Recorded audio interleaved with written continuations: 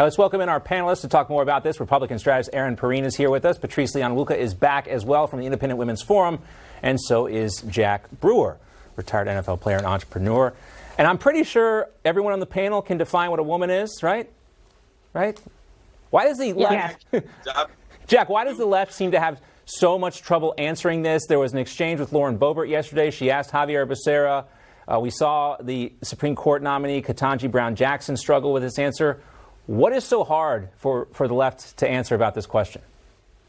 Because they're pandering to this whole transgender movement, this whole ideology that you can confuse the sexes and the genders, and it's just a whole antichrist movement that they're trying to pander to. They don't want to say anything that's going to come back and bite them and actually go against and be counter to the policies that they're trying to push to confuse genders and to force companies to hire transgenders, and women can compete against men and men against women. And so they're trying to confuse this whole thing. So they have to be really conscious of how they give simple answers to what God created.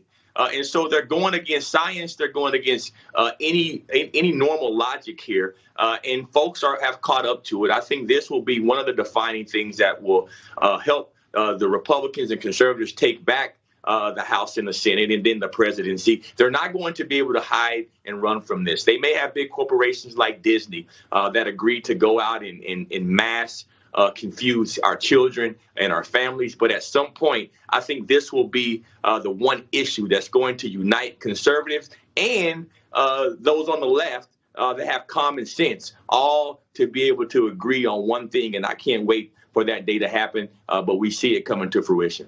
Yeah, from my standpoint, if anybody wants me to moderate a debate, I would love to do that, because this seems like a question every debate moderator, Patrice, would love to ask the debaters. And the Democrats, they have no answer for this. And like Jack said, this is the groupthink among Democrats. And we talked about this earlier, but I want to highlight it again. The Daily Wire this week reported that they reached out to 18 different Democratic congressmen and women and asked them, can you explain what a woman is? And nobody had the courage to even return their phone calls for this question, Patrice. Oh, that tells you just how confused they're at right now. And it's the irony is that March was Women's History Month when so many of them put out their messages talking about equal pay day. So if we don't know what a woman is, does it mean that there's no pay gap between men and women? Especially if you have biological males who are now, transgender. It's crazy where we're at. But I'll add to what Jack said. What we're seeing now is the undermining of generations of hard-fought women's rights. When you're talking about carving out spaces, safe spaces, women's prisons, women's shelters, places where women can go and be safe, whether that's in the correctional, in our criminal justice system, or places where women need to run away from an abusive spouse. Those places are not safe because of this movement that's saying, okay, if you identify as a biological male, if you're a biological male but identify as a woman, you can suddenly go into these spaces. We are not seeing progress. We are seeing regression for biological women in this country. And that is what is lost. And that is what the left is not owning up to here. And it's a shame because they're the ones who say that they're for women's rights. No, they're not. They're for whatever is popular in the culture right now. This is going to hurt them absolutely in culture, when it comes to future generation, and when it comes to real rights and opportunities for women. Right. A message to Democrats and progressives out there. Stand down.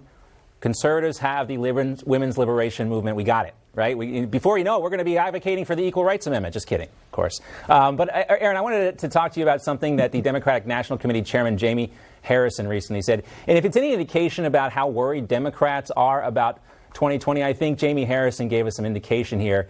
He's all out of sorts about Tom Cotton. This is what he said about him on Morning Joe. It shows you who this little maggot-infested man is. He does not deserve to have that pen. He doesn't deserve to be in the United States Senate representing the good people of Arkansas. Obviously, Erin, we would never call Jamie Harrison a maggot-infested guy, but this is okay. This kind of name-calling is okay, I guess, on the left. This was in response to Tom Cotton simply asking questions of Judge Jackson about her judicial record. Yes, you can't be a Republican anymore by Democrat standards and ask an individual who would be on the Supreme Court answers about questions about their qualifications to serve. I don't understand how Democrats have Jamie Harrison at the helm whatsoever in any leadership role when he says things like this. It's disgusting. It's despicable. You want to talk about what doesn't have a place and who shouldn't be serving? It's someone like Jamie Harrison. Tom Cotton is an upstanding man and has served this country multiple times, not only in the United States Senate. And for somebody to say something about that, like that about him, is absolutely disgusting. But this is what Democrats do. You see it in classrooms where they try to shout down Republicans. You see it on television where they try to marginalize Republicans and conservatives with this kind of name calling. You see it on social media where they just think if they bully Republicans and conservatives enough, they can silence us. But haven't they learned that we will not be silenced? That's not going to scare Tom Cotton. And if I was Tom Cotton's political team, I'd be raising money off of what Jamie Harrison said and using that as fuel to continue the fight for the conservative cause. Democrats continue to give Republicans sound bites like this, and those are politically motivating for Republican voters. Yeah, he's unhinged, Jamie Harrison here. And again, I think it has a lot to do with the fact that he realizes that he is going to be supervising one of the biggest losses in congressional seats in the history of midterm elections. Great to see everyone. Great conversation as well, Aaron, Patrice, and Jack. Really enjoyed it. Thanks so much, guys. Thank you. Yep. All right, still ahead this hour, that Capitol Hill fox has tested positive for rabies, and we'll tell you what happened to that fox and